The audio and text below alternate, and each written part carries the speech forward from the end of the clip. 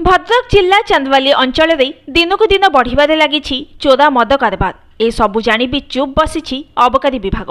तेबे चोरा मद बेपारी अबकारी विभाग मालेमाल हेउथबा बेले एबे नाबालक जणे मद बिक्री करुथबा वीडियो वायरल हेउछि।